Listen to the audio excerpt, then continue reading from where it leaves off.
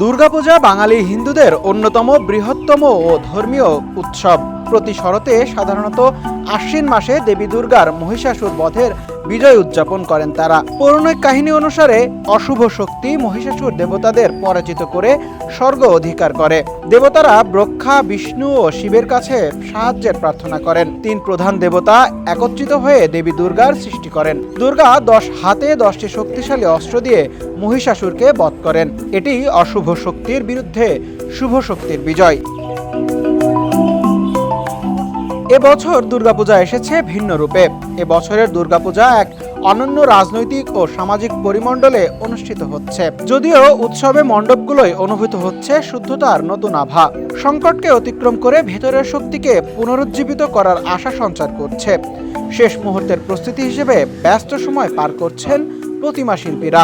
মূর্তিতে এখন লাগছে পোশাক, তবে প্রতিমা শিল্পীরা জানান এবছর কমেছে প্রতিমা ও মণ্ডপ তৈরির খরচ। আমাদের প্রতিমা প্রায় শেষ পর্যায়ে, এখন রঙের কাম শেষ, শাড়ি পরানো হবে, চুল লাগানো হবে। আজ দিনের ভিতরে প্রতিমা শাড়ি চুল পরাইয়ে লাগাইয়ে দুটো প্রতিমা মন্দিরে পৌঁছে দিতে হবে। আগামী দিন মঙ্গলবার, আগামী দিন প্রত্যেকটা প্রতিমা যার যার মন্দিরে পৌঁছে দিতে হবে। বুধবার দিন ষষ্ঠী। ঢাকায় মাত্র 5টা প্রতিমা পেয়েছি। গেছে 8টা প্রতিমা ছিল, এবছর 3টা প্রতিমা কম আছে। রাষ্ট্র পরিচয় মানে প্রতিমা মানে এটা এসে আমার জন্য এবছর বানাটা সেরকমটা আসে না। একটা প্রতিমা করতে যে মাল, মিডিয়াম কাঠ, মাটি, খড়, শুধু মানে তার কাটা সেটা এপিলোগুলো যে খরচ হয়, এতে আমাদের মজুরি হয় না।